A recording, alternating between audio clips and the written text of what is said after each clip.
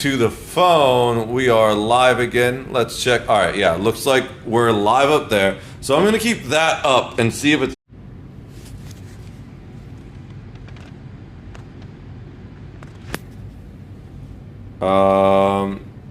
now it's all buggy. Oh, I can switch cams.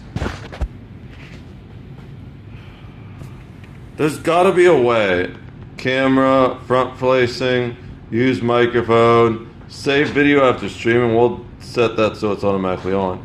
Use live. What's AF? Flash off. View full screen.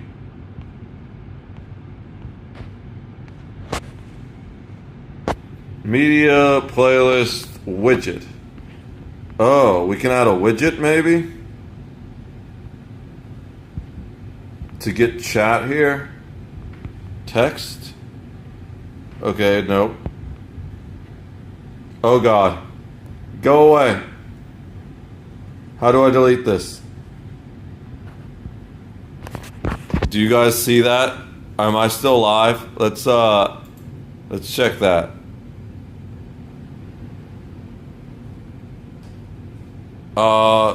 Yeah, no, you don't see that. Thank God. I don't know how to get rid of it though.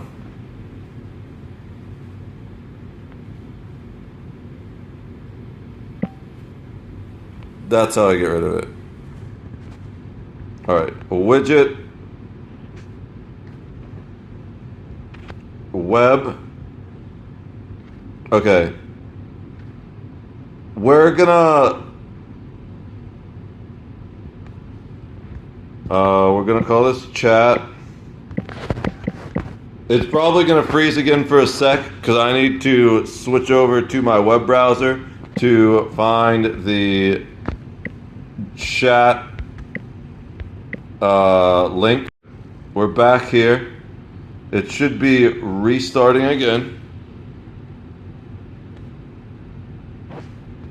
Save. All right.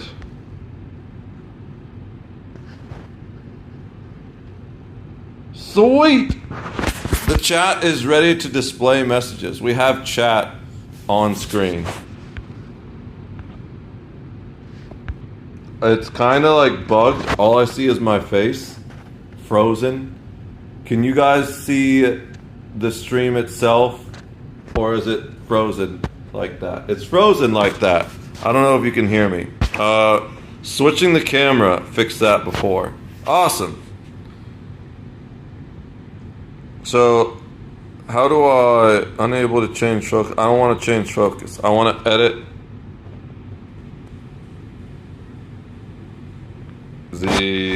this thing.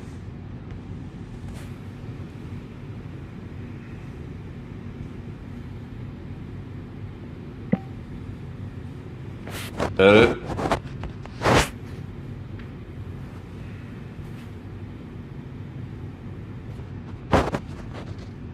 How do I make it bigger?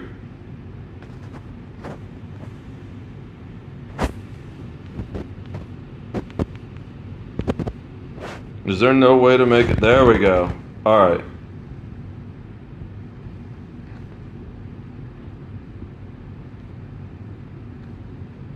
Okay. So now I can actually see chat on my phone. And it shouldn't get too much in front of my face. It does look like the stream is working, kind of. Cool. Let me talk in one of these chats and see if it's going to show up in the stream itself. It's a little laggy, it seems. Twitch is giving me weird bit rate, probably because it's going through the Wi-Fi. Maybe, dude, why won't fucking my dashboard reload? There we go. All right, so I should just be able to 07 see that show up on my phone. Perfect. All right, so now I can see chat on my phone, and I didn't need the AI's help. I figured it out on my own. So we are going to switch over to the other room real quick so I can do the little bit of painting we need to do. We're gonna do a, what should we call it? A coat of paint. We've already trimmed the area. We were waiting for it to dry while we were doing those dungeons, and it's mostly dry. I see a little bit of wet spots over there. I'm annoyed that the tape's coming off, but that's fine. We don't need it to be super there. I do see a spot where it's kind of coming through right there, bleeding through a little bit, but I kind of expected that. There are certain stains that just will absolutely bleed through the paint, but two things are going to happen. One, I'm hoping that it's not going to bleed through the gray paint, and two, we're gonna actually hit that spot a little bit with the roller anyways, so I'm not too worried about it. We have a new washer coming on Friday, so we're trying to get this floor all painted up before Friday. Well, we are getting this floor all painted up before Friday. So we're going to go ahead and do that. Now, this is the part where I kind of messed up. I didn't clean the rollers out. So, although they're in plastic bags, so they're not in terrible shape. Let me go and... Okay.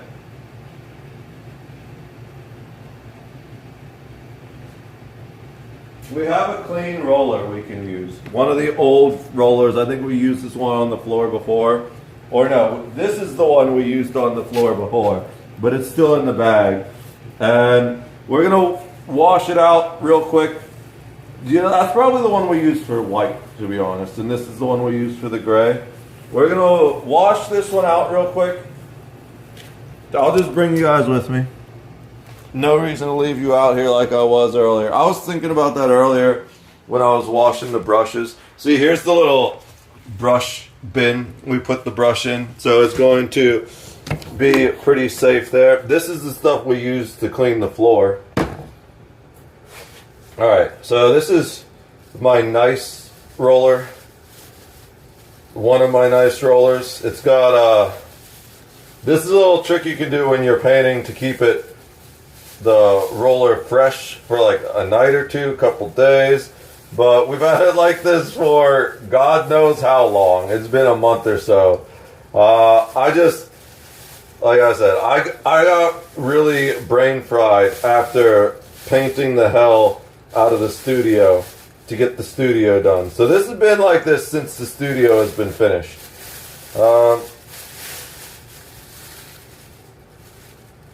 Still wet, which is kind of crazy, kind of mind-boggling.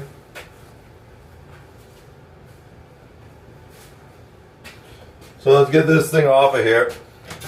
Now, you can do a similar thing in that paint bucket with rollers. First, we're going to spray a fair bit off, just so I can take it off without destroying my hand. Oh my God, it's not even moving. It's just really loaded in there. Like, you can barely see anything has come off. So what we're actually going to do is just skip to the second. I'm just leaking paint water everywhere. Okay, it's not dripping water anymore. As soon as I said that, it started dripping water again, of course. It just had to switch between sides. Or it just, yeah, there it goes, dripping again. So, what we do, why am I coughing, is we're going to do the same thing we did with that, except for in a 5-gallon bucket for this guy. Gonna put some hot water in this, Unfortunately, we just have to grab it off with our hand, which means, this is the annoying part. It's stuck to the roller, kind of. There we go. Got it off. We're just going to let that soak in there for a while. See if we can spray the paint off of the roller. Because with this paint on the roller, that can cause problems of like paint chips and stuff. Alright, let's go ahead and load this thing up with water. It looks like a weird, bubbly witch's cauldron soup. I'm gonna get paint on my phone. I shouldn't touch my phone right now. But it'll just all shake off. That's like kind of nasty looking. Alright, so we're gonna get this out of the sink, set it down there, let it just loosen up that water, that paint, I mean. And then we'll squeeze the paint out later. We have brand new rollers if we need them. Well, let's get this paint off our hands first.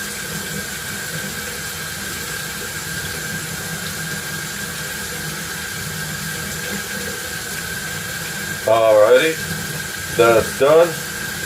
So now we're going to get the paint off the roller as much as we can, all that wet stuff that's still there.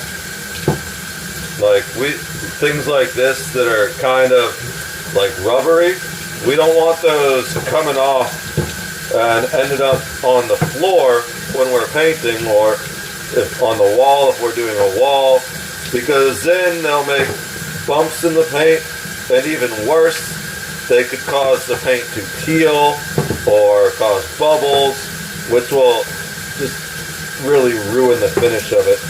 The big thing too is, if you see there's a bunch of stuff around the edge here, you want to get that off, because that will just spin out of the paint roller and cause like big lines of stuff all over the place. Normally it's not this bad, but as I said, my dumb ass left it in that bag for like a month or so, at least. So it's gonna be a little, if you just wash this out right away, it's so much less of a pain to deal with. But I was absolutely brain fried after all the painting I'd been doing, and I didn't want to deal with any of this shit. It had been so long since I'd streamed that I just wanted to get back to streaming, and everything else just kind of got thrown on the back burner. And now we're dealing with that bullshit, but it's our own fault. So definitely not complaining, just explaining. Alright, that side's pretty good. Let's get the other side all cleaned up so we don't got any random loose pieces of paint that's gonna fly off the roller and mess up our finish. Alright.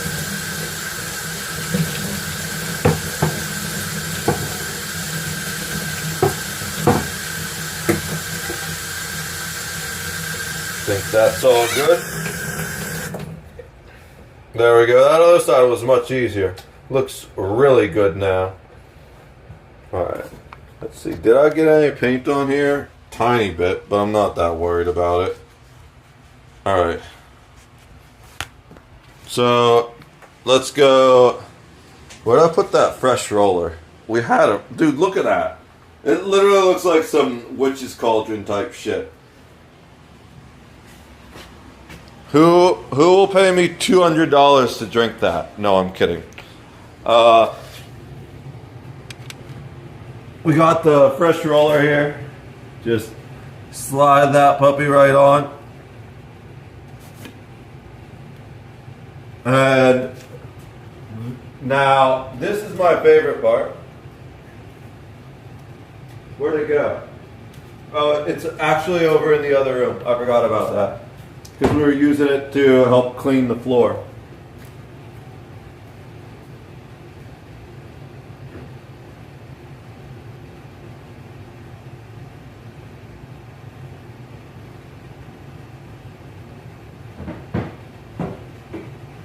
I don't use it on the walls, but to save my back when doing the floor, we've got this here screw and pull. And I made some tape handles on it to give me places to grip. So we're going to screw this guy in right here. Make sure it's nice and tight so it doesn't wobble.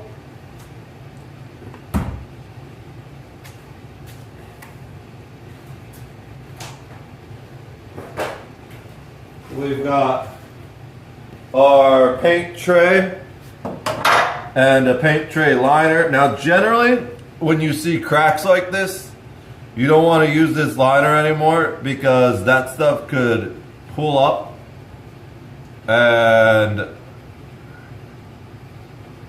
end up being on the surface. But because it's just the floor we're painting, we'll probably use it.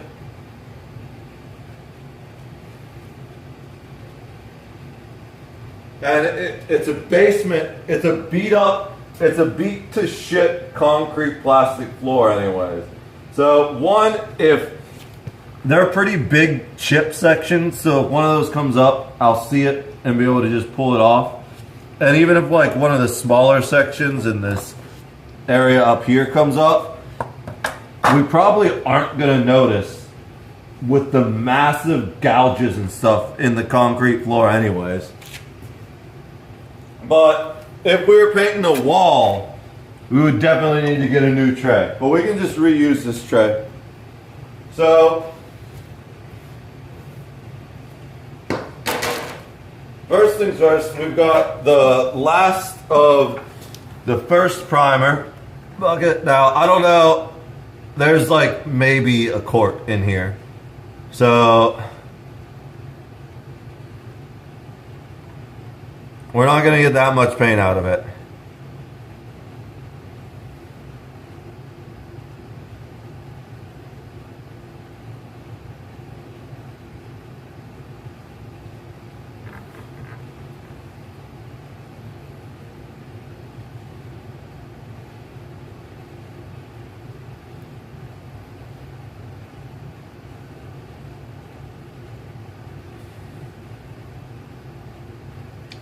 We're definitely gonna need to open the other 5-gallon bucket.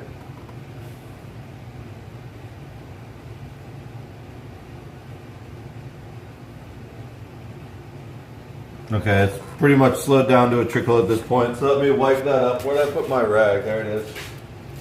Now, we're actually gonna leave this 5-gallon bucket uncovered at this point. Is there more paint we could get out of this? Probably, but it's diminishing returns at this point. If you really cared, you could like put it upside down in a tray and have it collect the rest.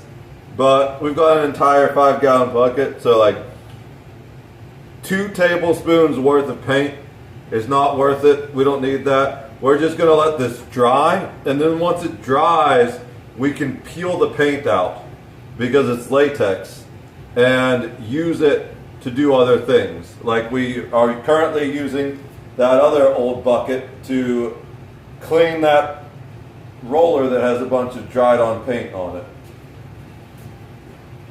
it. So what we're going to do now instead is open the new bucket. We're going to need this guy, the paint mixer.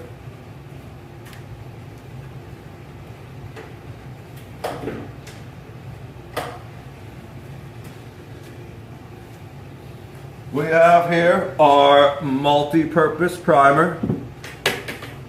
You gotta find this little guy right here. It just happens to be right there. I didn't even plan that. Now, opening them can be a pain in the ass sometimes. I often get a razor and cut the first little bit. This is what we're gonna do because I don't want to fuck up my fingernails. I have them cut, but sometimes when you're like gripping that, you'll miss and catch a fingernail on that little lip below, and God, that hurts. Not necessarily mist, but like once it comes free. All right, and then this, assuming this works, these don't always work right. It should just go all the way around and let us, no, this one's not being friendly. Can we go backwards? Sometimes you can go backwards. Nope. All right, where's the razor? Sometimes you just gotta give it a little bit of help. There it goes.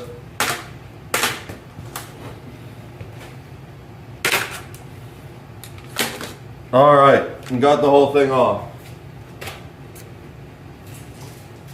Don't need the razor no more at this point.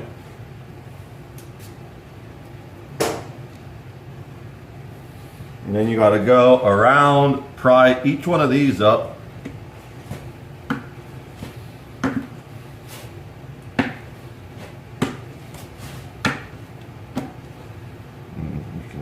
Take the lid off at that point. Sometimes they'll snap themselves back on. And even though it's white, you still gotta mix it because you can see it's kind of all separated and shit. Mixing a full 5-gallon bucket is kind of a pain in the ass to do by hand. When I was part of a maintenance guy group, we had like a drill attachment. You would just fucking stick that shit in and it looked like a blender. It would blend it all up. But I do not work maintenance anymore, nor do I have one of those attachments. Now, the most annoying part is the beginning here because it's super watery on top, which means you got to be especially careful not to have it go up over the edge. Like, I would love to mix this faster. The drill's nice because it creates like a whirlpool where it sucks it down on the inside. But you also want to like go up and down to mix the layers up once you get it moving. Just doing this by hand, if we go too fast, especially at the beginning, we're just gonna create like a wave that puts the shit up over the side of the bucket. So let's get this all mixed up. This might take several minutes. We're getting to the point where we can go a little bit faster though. Still kind of watery on top.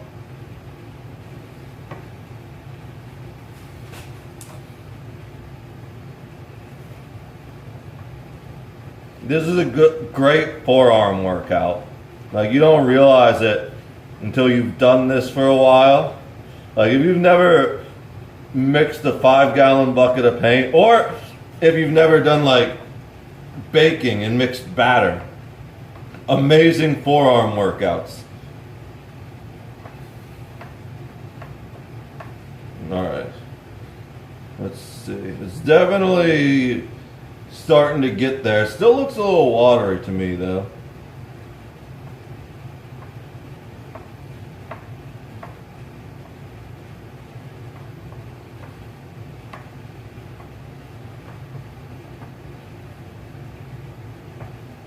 Trying to mix the layers up a bit.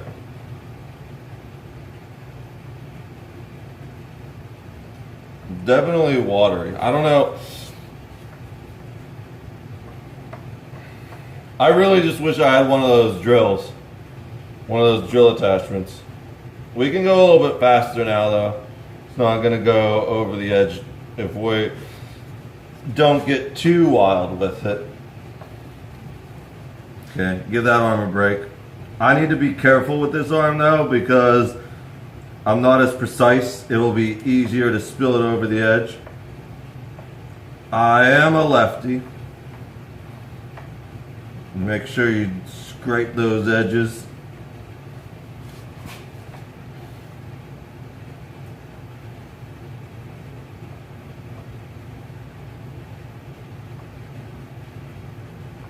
Okay. Getting close. There's still a slight layer of wateriness around the outside though. The center's looking pretty good. It doesn't need to be exactly perfect, especially with this massive bucket of white primer paint, but you do want to get it damn close. But if there's just a tiny little bit of wateriness, that will fix itself once we pour it into the tray. Also, even though it's not really important with white primer so much, it's good that we have some of the old paint in there, because if you're ever painting a color and you run out of that paint, make sure you mix some of the paint from the old bucket with some of the paint from the new bucket, because the color doesn't always come out exactly perfect when they mix it. Sometimes there can be very small variations. Oops, we spilled a tiny bit. Got a little too close to the edge there. We're gonna go ahead and wipe that up real quick before it creates a mess for us. That's why we keep the wet rag nearby. I just had like sinus stuff back up when we were bent over like that. Delicious.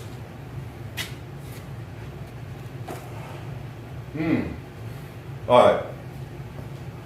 Let's keep mixing this up. It's almost there.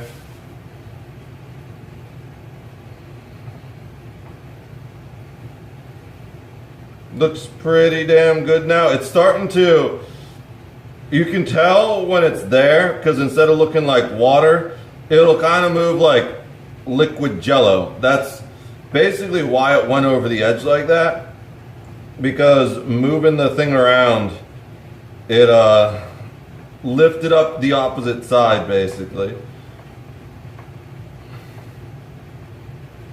And then the real killer essentially was that we got the flat edge too close while that level was high, and it just pushed it over the edge like that. So there's still a little bit of surface stuff that's problems, but let me see if I can combine the layers one more time. I think we've done enough at this point, really. I can see a little bit of streaking where it's not exactly mixed when I pull the layers up. But the problem with these big gallon buckets when you do them by hand is it's really hard to get that mix perfect. So I'm going to say this is a 90% done. We're going to go ahead and do what we can to get the paint off this stick while keeping it all in the bucket. And I kind of did it in the wrong spot. Generally you want to do it in a spot that you're going to pour it to, so you don't need to clean the whole rim, but I wasn't really thinking about that at that point in time. So we're going to clean those random side spots we hit. And then we're going to load up the tray, which will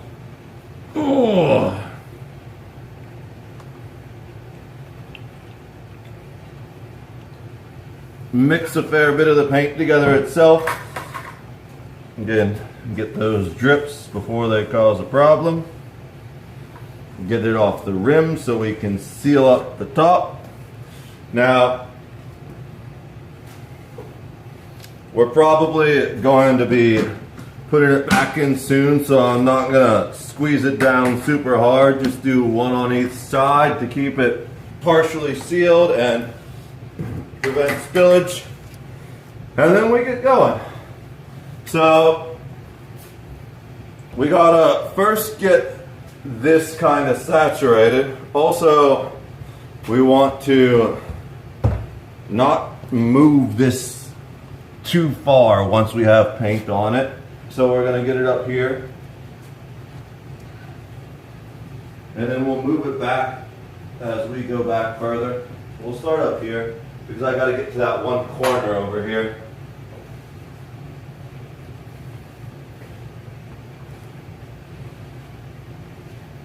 So generally you want to drag backwards, but we have the paint tray so full that we can't really do that. So we're going to do the opposite and go forward. Just get a little bit of paint on it until it starts spinning.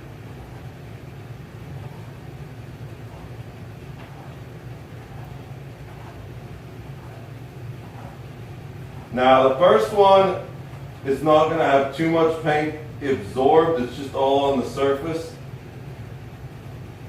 I'm going to let a little bit drip off, so we're not dripping it everywhere. Then we'll go do this, get this part back here. You want to make sure you don't spread it too thin, but you also don't want it to clump anywhere either. We'll show you, you'll get to see more of it once we come out into the area.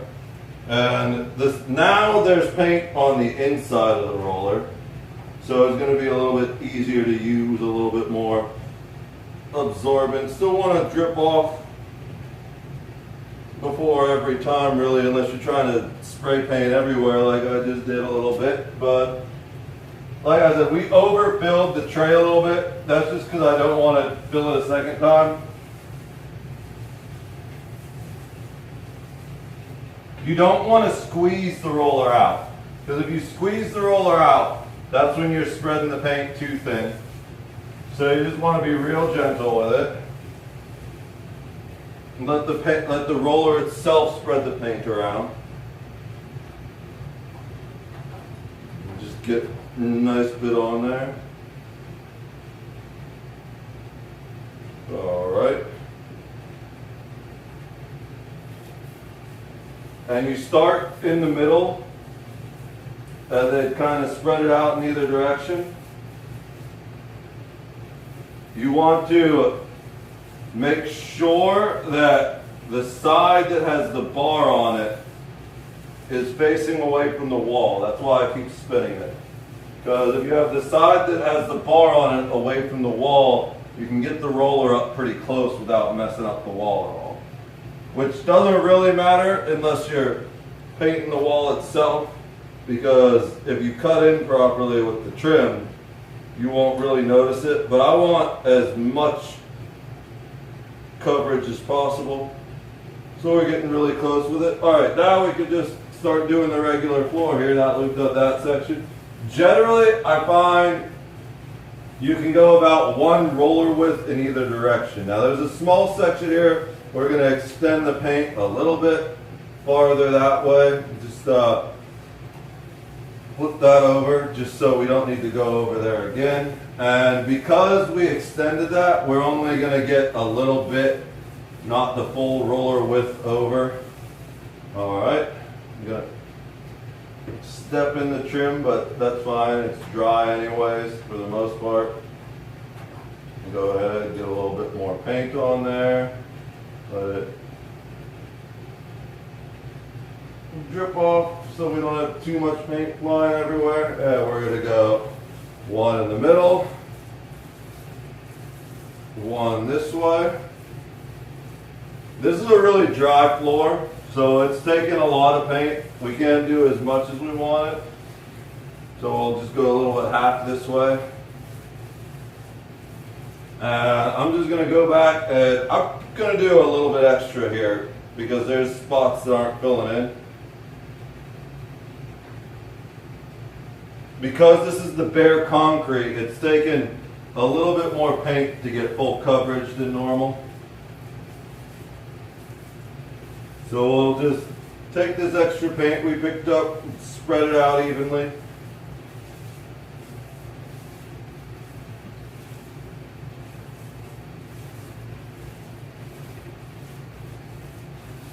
Alright, go up to this point.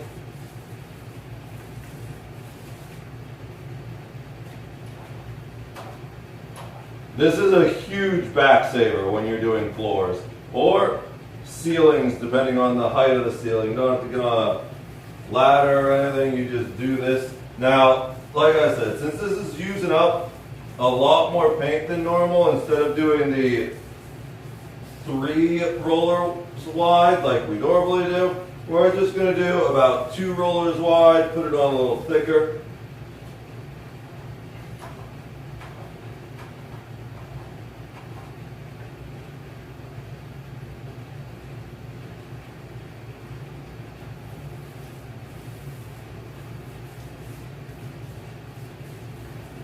Might need a little bit more there. There's a couple deeper holes. Yeah, let's just get some right there. Hit that hole directly. Alright, then spread out the rest back in the direction we're painting. There's a deeper hole there. If you get really deep holes, you can use the edge of the roller to fill it in. But then make sure you roll over the hole after that to spread it out, because the edge of the roller will create lines in the finish. Alright.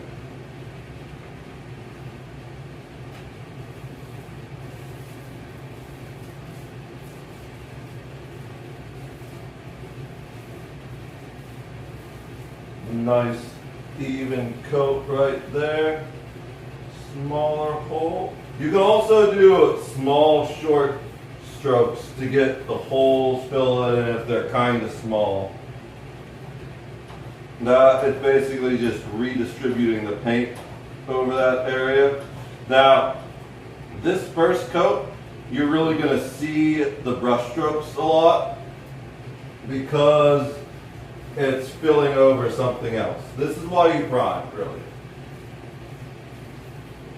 The main reason of this first coat is just so that the rest of the paint has something to hold on to. You should always use a paint that says primer on it, because it's specifically designed for other paints to hold on to it. If you don't have a primer paint, for whatever reason, you can use a flat finish paint. Don't use anything other than flat. Matte or flat, it would be called. If you use even a semi-gloss or an eggshell, the other paint just is not going to hold to it as well at all. All right, we have some pretty deep holes here. So we're going to get a second bit here to drop specifically in that hole, and a little bit in this hole. All right, and then we'll roll it out. Can I make it to the edge with this? Looks like it.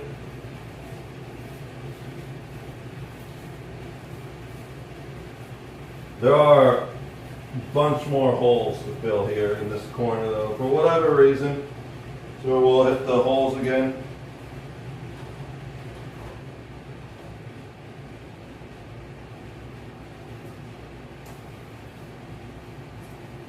It's on really thick right now, so we're actually going to spread this one back out the other direction to keep it from clumping up in one area.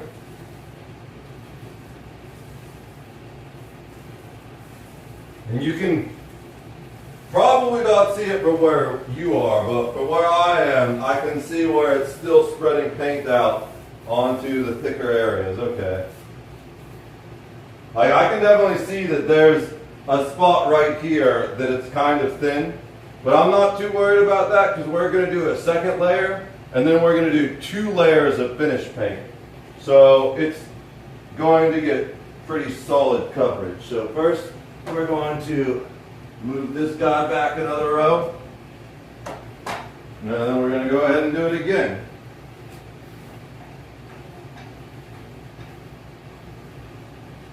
Now the hard part is going to be getting under that damn shelf. So I'm just going to go ahead and get that out of the way right away, to be honest.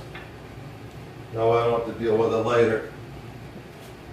It's not that bad. The worst part was, especially with this stick, it makes it way easier. The worst part was trimming the area underneath the shelf. And actually the concrete's pretty uniform over here. This is painting way better than that corner was.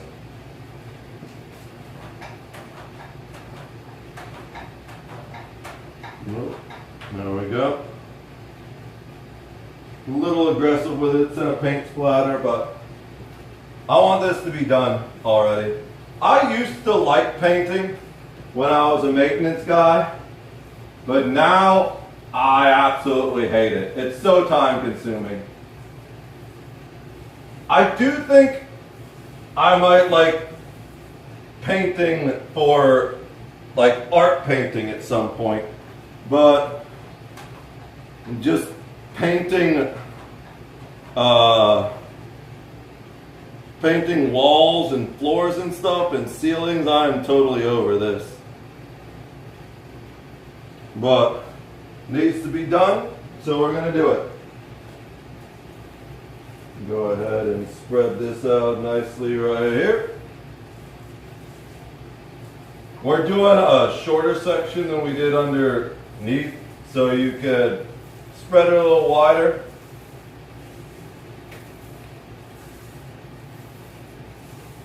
It really helps to be able to estimate your square footage. No matter what direction you orient it, as long as you're getting like the floor or the wood or whatever it is you're painting isn't really absorbing the paint, you basically get you get like a square of 3 roller widths is the best way I can describe it. So if you have a rectangular shape, like we kind of are doing under here, you can extend it a little more in one direction.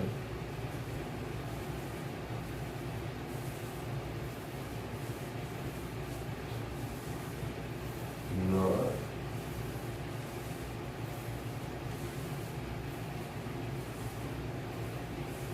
Probably need just a little bit underneath there. It's to the point where we could spread it out, but rather just make sure we get full coverage, so we need to do as few coats as possible.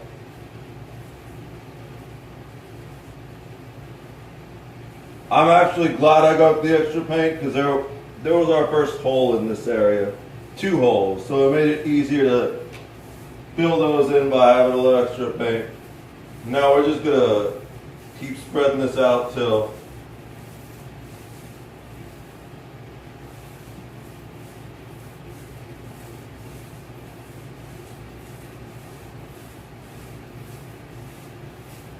we spread out the paint. Don't want it to be too thick coated in any area. Alright, it's a pretty even coat right there. So now that we've fixed all the hard corner areas, except for I guess you could kind of consider the pole to be a corner area, but it's not that bad because we can just go right around it. The rest is pretty straightforward. Just go ahead and paint till we hit the edge. I'm going to start on this side because I feel like it.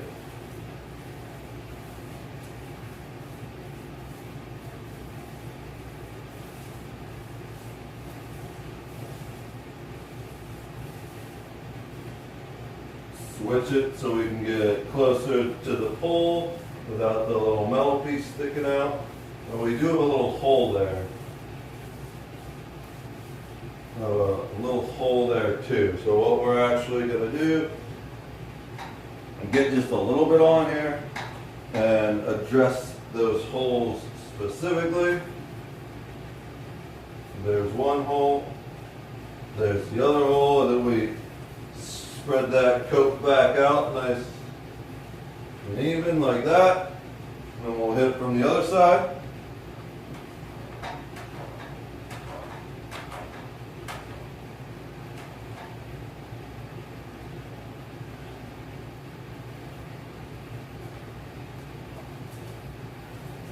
Go ahead and work it back over there.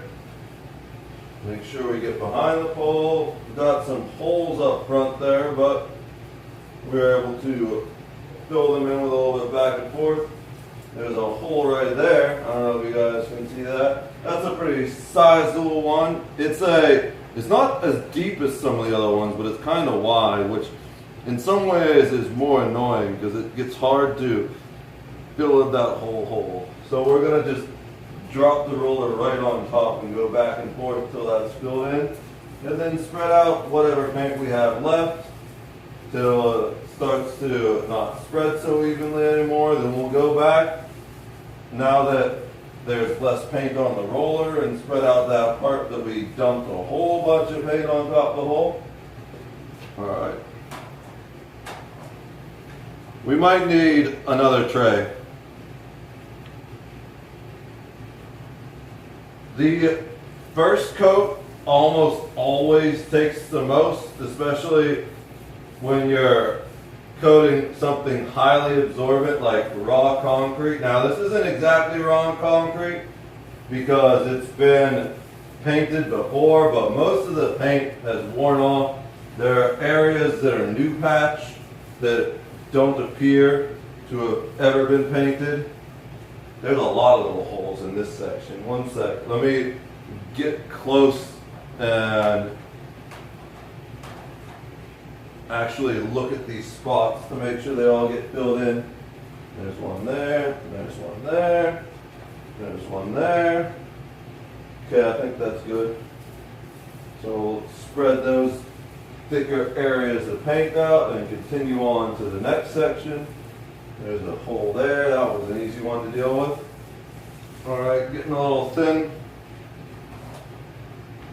Yeah, we're definitely going to need more to cover this whole floor, but we have a whole 5 gallons of it, so we'll be fine.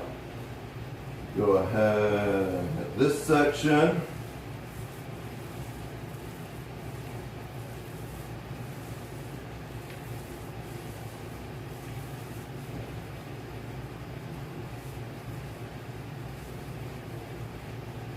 Got some holes there I'm filling in. Alright, those look pretty good. Do one more little bit over here. We'll keep going until we actually need to fill up the tray, because that will help us guess how much we need left. We don't want to put too much in there because then we either got to cover the tray and let it sit, or we're going to pour it back into the bin, the bucket, while we wait for it to dry, both of which are kind of annoying. Interestingly enough, with this white paint down, you can see where the concrete patch was. So I don't know how well you can see it, but there's like a big patch around this drain that goes out this way, and I can see the lines now with the white down. Not that I couldn't see it before, but it's like a relief, like embossed, versus before it was just different colors, bare concrete versus the like dark charcoal gray that they had it painted.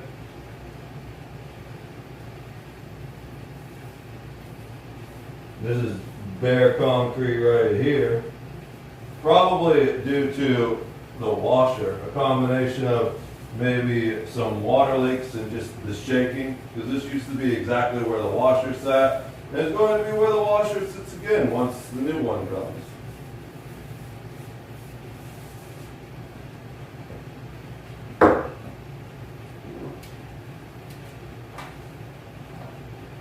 I do have a shorter pole, but I didn't feel like using that one. That one doesn't have these tape handles on it that I made. That one is also like a cheaper pole. It came with a sponge mop, and I unscrewed it from the sponge mop. I think it's actually reattached to the sponge mop right now anyways. So that's probably another good reason why I'm not using it at the moment.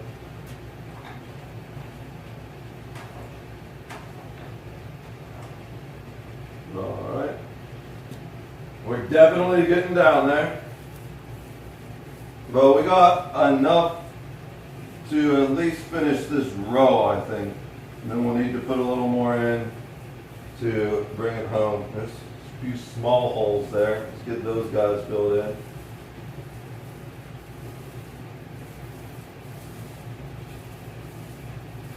Can we go all the way to the edge? Almost. There's a hole there we gotta fill in.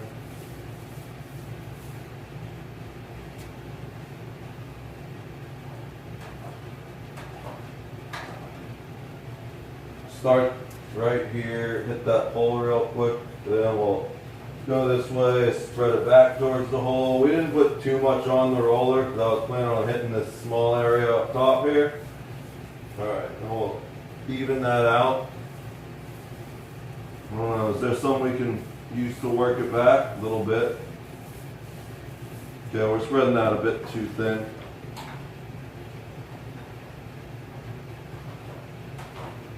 Now you'll notice we're dragging it back onto the ridged area and then spinning the roller a couple times in that paint to make sure we get it fully spread on the roller.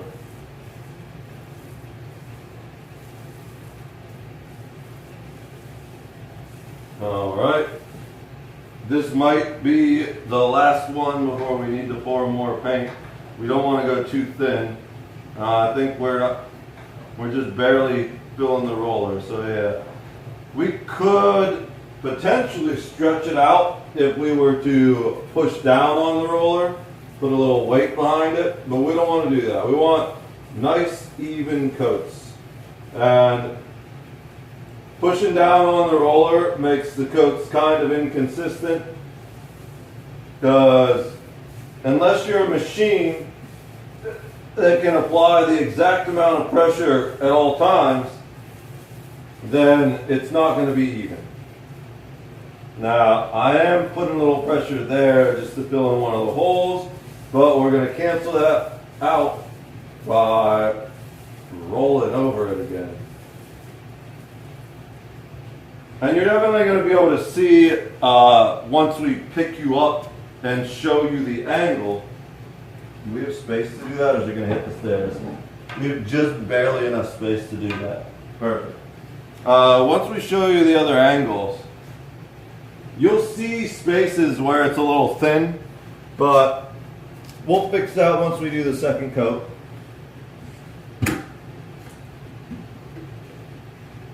A lot of that is because we have that darker paint underneath. This is still plenty mixed up. It's still plenty heavy too. Alright. So let's go in. We don't need as much as we had before, but we still do need a fair bit. So that'll probably do us right there. Let's go and wipe that up.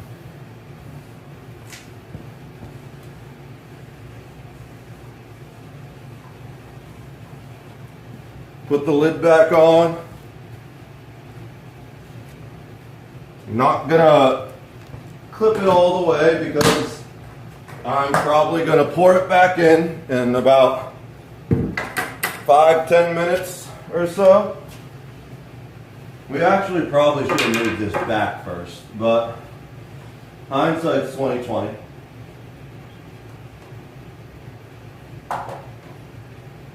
So, alright. I'm trying to find an edge that's dry. There we go. That's kind of dry until I put my hand into the part that wasn't dry. Alright.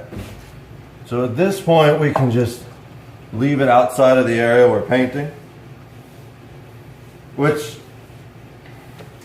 can sometimes cause problems because then you're dripping stuff over things you're not painting.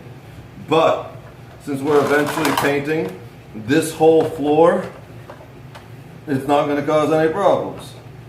Drag a little back, roll it on there nice and even, drip over the splatters so we get minimum drips, and then go to town. Nice and thick. Got a little holes here in this corner we're filling in. Alright.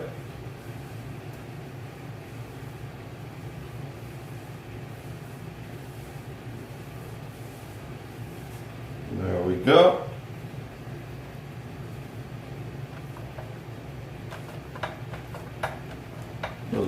spin. There's a little bit too much paint in the tray, but that's fine. Part of it is the layer of paint we have underneath too, all that hardened paint under there. Nope, we got a sizable hole right there. Might need to use the edge of it a little bit. Fill that in, there we go.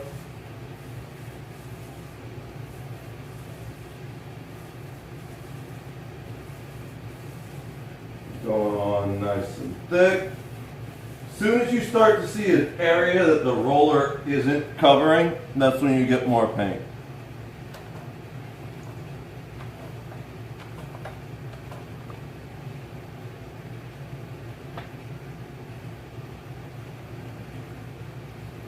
Now there's another hole there that we didn't see. There's a big hole. Let's get down in those holes real quick. Alright, and then we'll spread it out.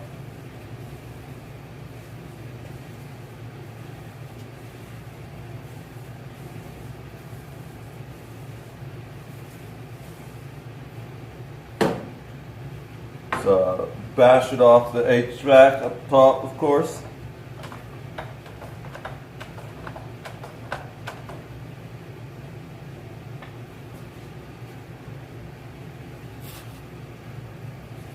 The white, it just makes that like endless hole into China that we have so glaringly obvious right now. I really want to know where that goes, but I also don't.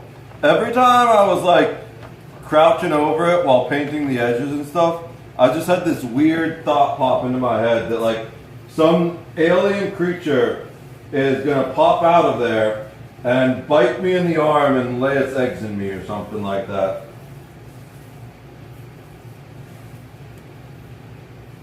Right, and then we gotta get this part over by the stairs.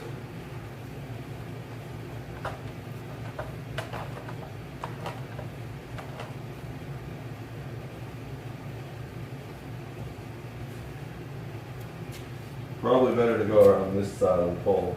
Yeah, there we go.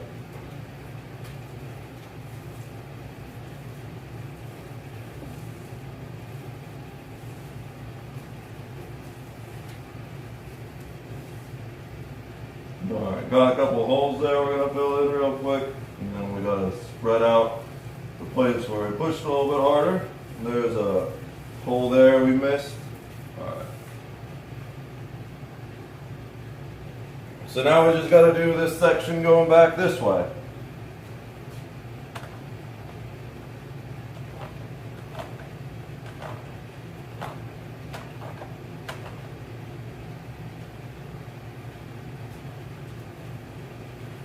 Want to flip that actually so we can get into the corner easily. We've got a bunch of little holes right there. Let's go. Get a little more paint for that.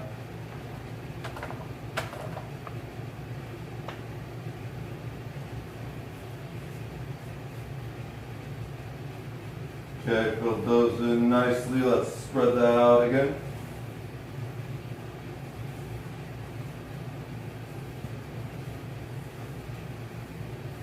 Let's try and avoid getting it on the freezer, but it's a white freezer, so we won't really notice too much.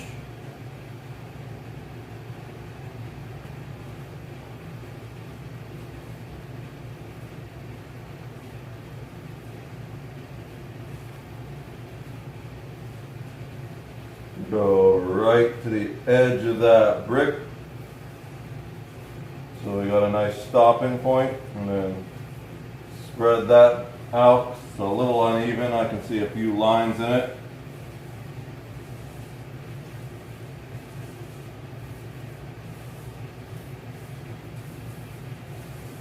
All right.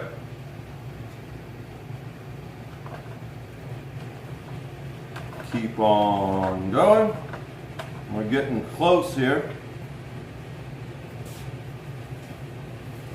That was a bit of a long stroke. We're not going to be able to spread it out as much as we'd hoped. That was partially because we're backed up against the support beam. And I kind of messed up the angle I was going at. We just got this hole here. We're going to fill in the holes. All right. Holes filled in. Let's spread the rest of this out.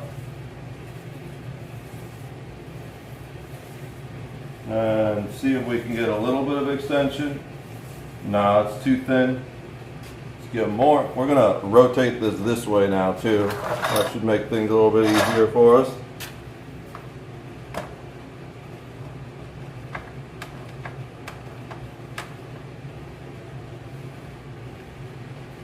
Go ahead and finish that spot where it got a little thin. Work back that way. Then even it up with the line we made up here. Spread it out. Looks like we can spread it down this way a little bit.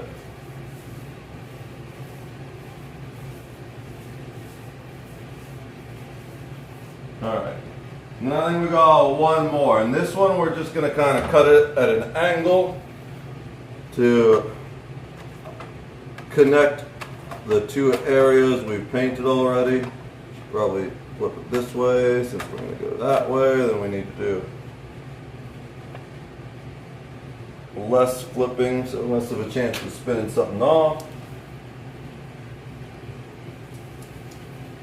So we're just going to cut it at that angle and then fill in the area in between. Picking up new paint from that thick area that we dropped the paint first. Okay, there are a couple holes we want to fill in. So it looks like we'll need to do one more pass.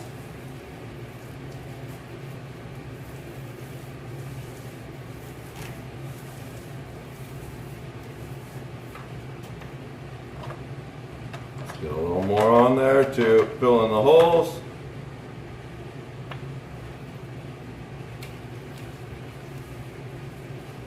Pretty deep hole right there. All right. One more. Okay, that looks like all the holes. So we'll just, there's a couple tiny holes right there. Let's hit those guys.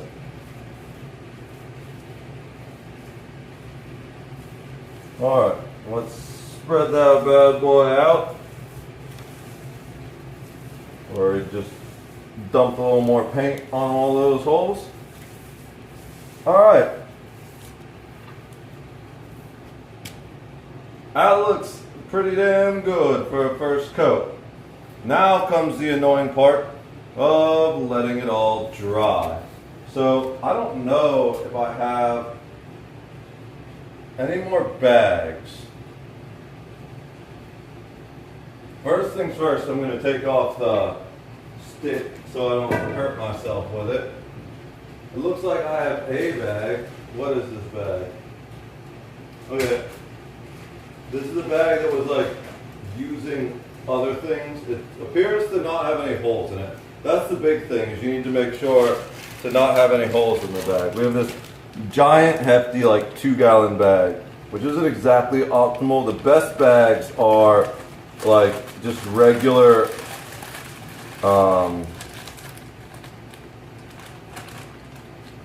the best bags are just regular shopping bags. Like you get, well, like you used to get at Giant Eagle and stuff. Now they're hard to come across. Weird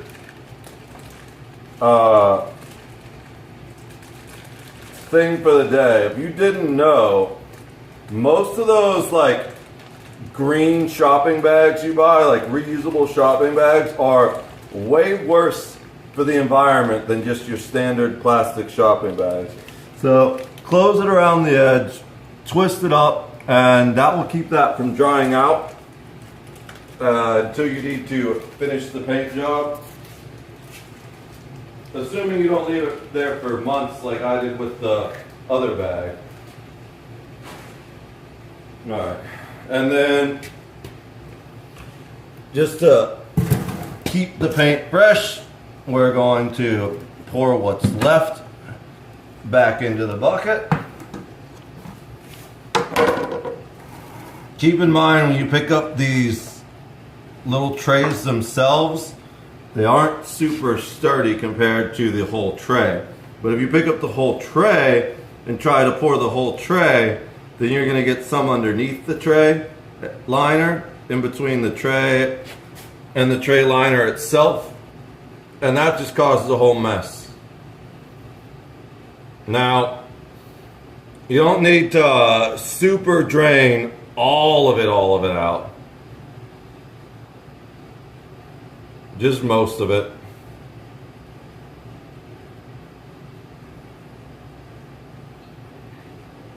When you're done, you can super drain all of it out. But if there's some that's left in there that's a little tacky, and you pour more paint in, it's gonna refresh that. The big thing is you want to avoid the cracks that we, of course, have in there. But that's from using this tray dozens and dozens of times.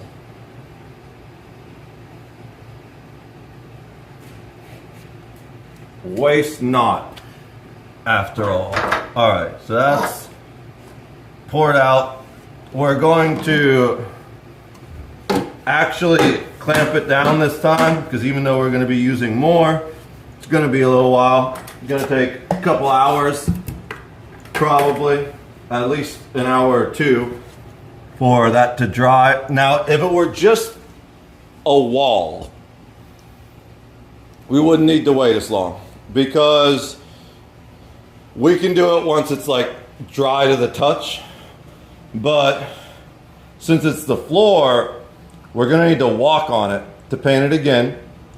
So it needs to be to the point where it's not even sticky to the touch, which means we probably just get these 2 coats done tonight, and maybe 1 gray coat, depending on how late I can stay awake. I'm gonna keep pushing myself as far as I can to get as much of this done tonight, but it will get to a point at some point where I'm gonna be too tired to do it.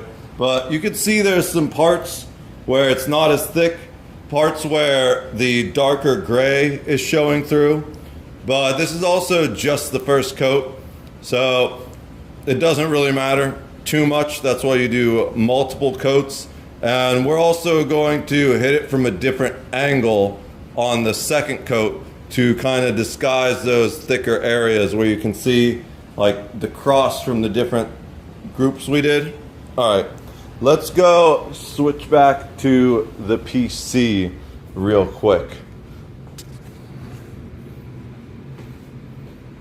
Are we dragging paint into here? No, that's just a paint chip. We might be dragging a little bit of paint into here, but it's the same color gray as the other stuff is, so we can always just repaint it. All right. I want another Coke. Let me end this and we will switch back. So that took about an hour. Okay, good to know. I'm gonna end this and we'll switch back to World of Warcraft, where we will probably do at least 1 dungeon, if not 2. All right, I will see you guys on the PC in about 10 seconds. We gotta wait.